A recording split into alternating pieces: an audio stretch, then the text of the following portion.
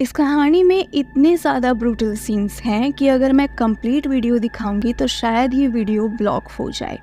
But अगर मैं आपको नरेट करूंगी तो आपको विश्वास नहीं होगा कि ऐसा भी होता है।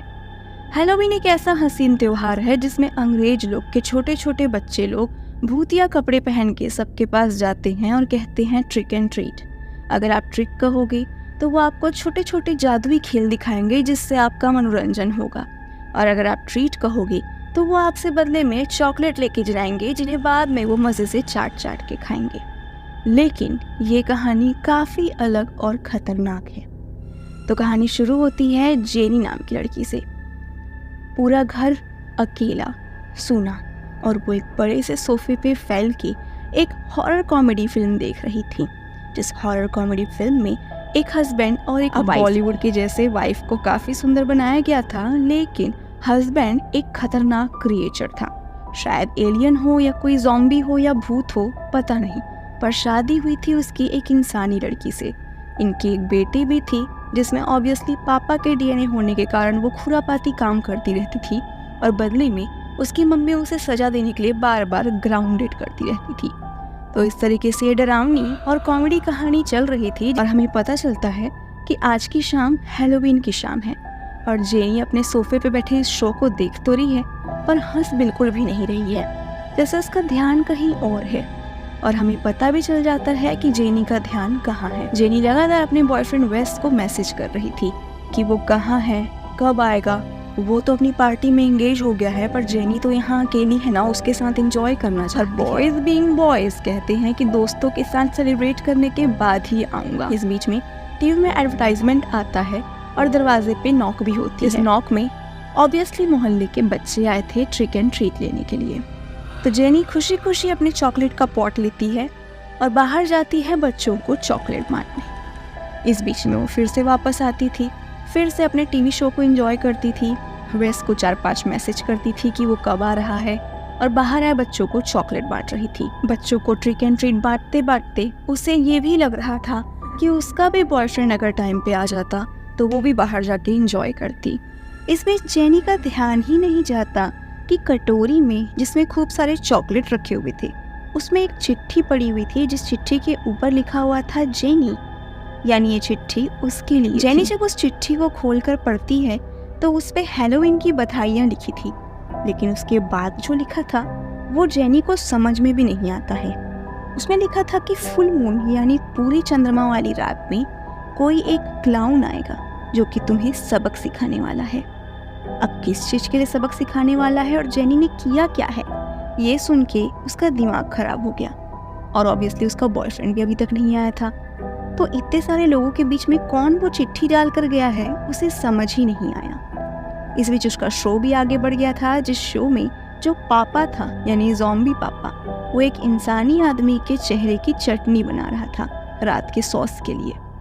वंस अगेन जेनी अपने शो पे ध्यान नहीं देती है, जैसे कि टीवी उसने चलाकर तो छोड़ दिया है, लेकिन टीवी में जो आ रहा है उससे उसे कोई फर्क नहीं पड़ता।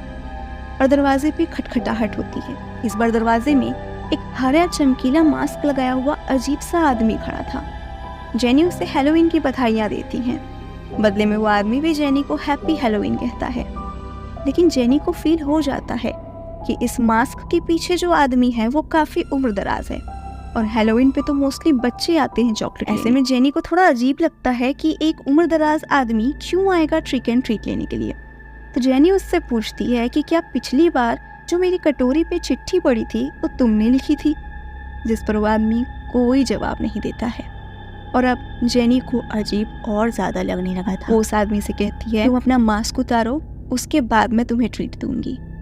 जिस पर वो आदमी कहता है कि सौदा करना मेरा काम है, तुम्हारा नहीं। जिस पर जेनी कहती है कि अगर तुमने मास्क नहीं उतारा तो मैं तुम्हें ट्रीट नहीं देने वाली हूँ और मैं पुलिस को भी कॉल करूँगी। और ये कह के वो दरवाज़ा बंद कर देती है। जाहिर सी बात है, अभी अभी उसे एक थ्रेट वाली चिट्ठी मिली है, और अब दरवाजे पे एक उम्रदराज आदमी खड़ा है जो अपना मास्क उतारने को तैयार नहीं है।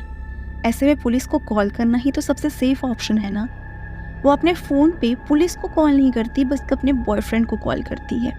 उसका बॉयफ्रेंड भी फ़ोन नहीं उठाता है, इसलिए वो आंसरिंग मशीन पे मैसेज रिकॉर्ड कर देती है कि एक खुलून मेरे दरवाजे पे खड़ा है जो अजीब अजीब हरकतें कर रहा है, तुम प्लीज़ जल्दी घर आ जाओ। अचानक फिर से कुछ आवाज़ आती है।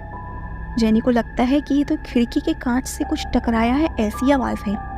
इसलिए वो खिड़की का पर्दा खोल के कांच से बाहर देखने लगती है कि कौन है। और अचानक एक जोकर सामने आ जाता है। वो जोकर बहुत ही ज़्यादा हरे कलर के कपड़े पहना हुआ था और हाथ में चाकू लिया हुआ था, और वो उस चाकू को दिखाकर बार बार जेनी को happy Halloween jenny, happy Halloween jenny कर रहा था। जेनी काफ़ी ज़्यादा डर गई थी और वो खिड़की से सक पका के दूर खड़ी हो जाती है।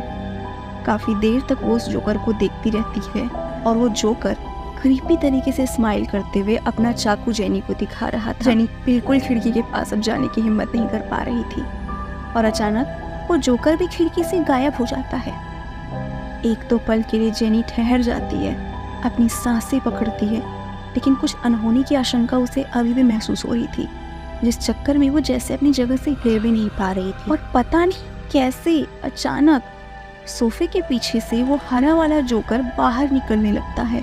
ये जोकर खिड़की से अंदर कैसे आया, ये सब सोचने का टाइम नहीं था। जेनी सर पे पैर रखते हुए अंदर भागती है और जैसे तैसे अपने आप को एक कमरे में लॉक कर लेती है। वो जोकर भी शायद हो सकता है कि कोई खतरनाक जोकर ही होगा, क्योंकि इंसान तो नहीं हो सकता, ये ज़रूर कोई भूत है।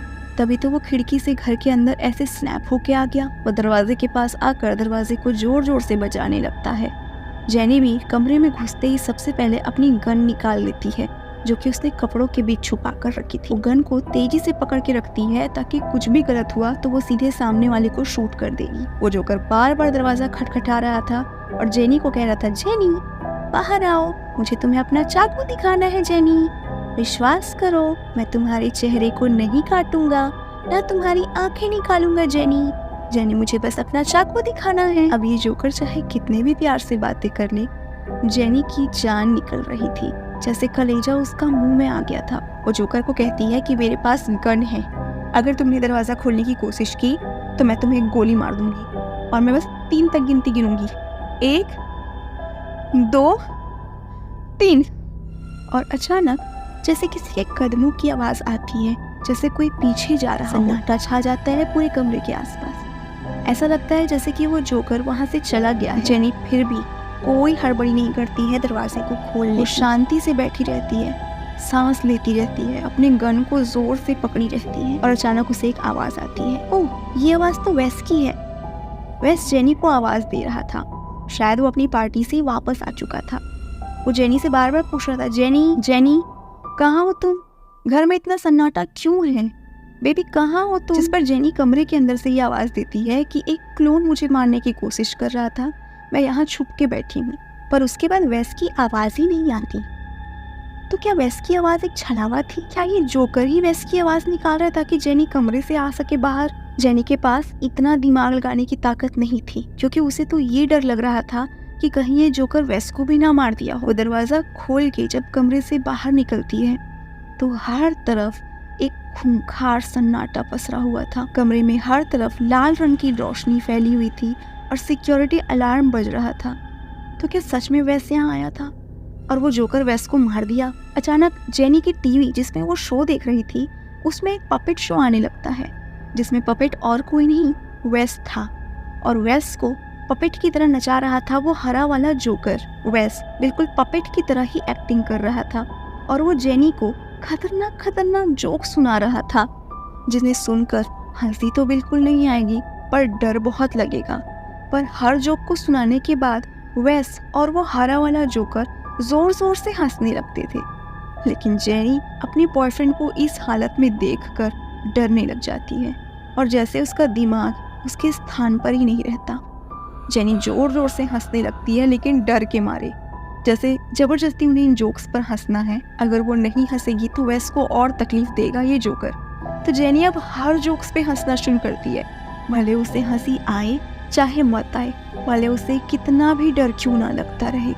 और हंसते हंसते वो अचानक गिर जाती है। हंसते हंसते उसके गले की नसें फट चुकी थी और उन नसों में से खून निकल रहा था। जेनी के मुंह से भी खून निकल रहा था और जहाँ पर जेनी गिरी हुई थी वहाँ एक ताबूत पड़ा हुआ था। ये ताबूत कमरे में कैसे आया, अब हम समझ सकते हैं कि उस खतरनाक जोकर ने ही शायद रखा होगा। और ये हैलोवीन की रात जेनी की आखिरी रात बन गई।